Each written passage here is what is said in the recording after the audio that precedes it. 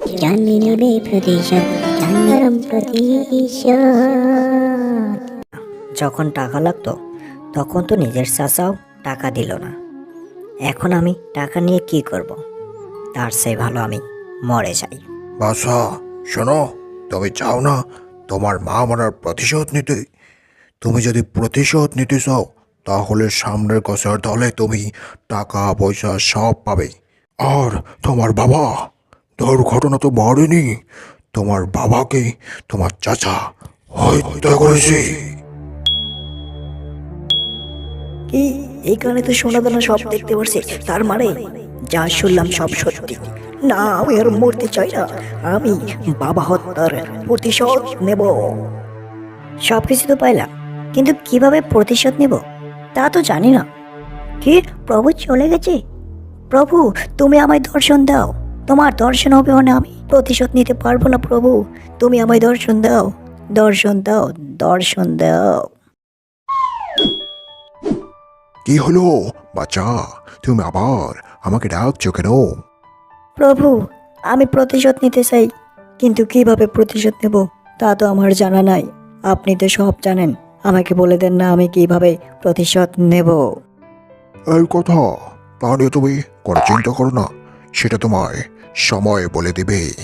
কিন্তু হ্যাঁ, তুমি যেদিন গরিব দুঃখীর পাশে থাকবে না, অহংকার করবে, লোভ পরিপূর্ণ হবে, সেদিন তোমার ধন সম্পত্তি টাকা পয়সা কিচ্ছু থাকবে না। কথাটা মনে থাকে যেন। ঠিক আছে প্রভু, আমি গরিবের পাশে থাকবো। বাছা, যাও, এখন তুমি বাড়ি যাও। এভাবে জানমি বাড়িতে চলে আসলেন, কিন্তু এদিকে তার চাচা কিভাবে তাদের জমিগুলো নেওয়া যায় সেই পরিকল্পনা ব্যস্ত। জানমির বাবা মার খেল তো শেষ, এবার জমি নেওয়ার পালা। যাই, জানমিকে বলে আসি বাড়িটা খালি করতে।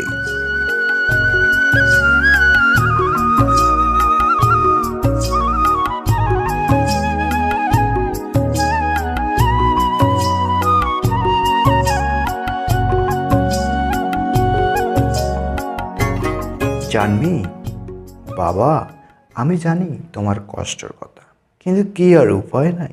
সত্যি কথা বলতে কি, তোমার বাবা আমার কাছ থেকে জমির বাবদে বহু টাকা নিয়েছে। আমি জানি তোমার এই গলার সুরটা কোন দিকে যাচ্ছে। আর হ্যাঁ, এটাও জানি আমি, আমার বাবা কার অ্যাক্সিডেন্ট মরেনি, আমার বাবাকে হত্যা করা হয়েছে। আর কে হত্যা করেছে সেটাও জানি আমি।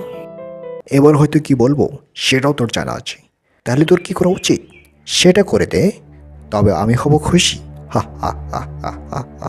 হ্যাঁ, আমি কি করব তা আমার ভালোভাবে জানা আছে। প্রতিশোধ নেব, প্রতিশোধ, বাবা হত্যার প্রতিশোধ। কিভাবে প্রতিশোধ নিবি তা আমি দেখব, কিন্তু হ্যাঁ, 2 দিনের ভিতরে যদি বাড়িটা খালি করে না দিস তবে ঘাড় ধাক্কা দিয়ে তোকে বাড়ির থেকে বাইর করে দেব। কথাটা মনে থাকে যেন।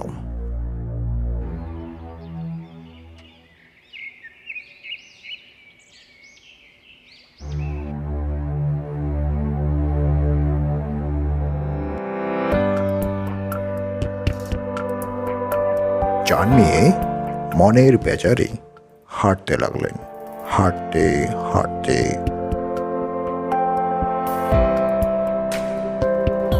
কে বাবা, তোর মার অবস্থা কিরকম? তখন জানমিয়ে তার সমস্ত ঘটনা খুলে বললেন।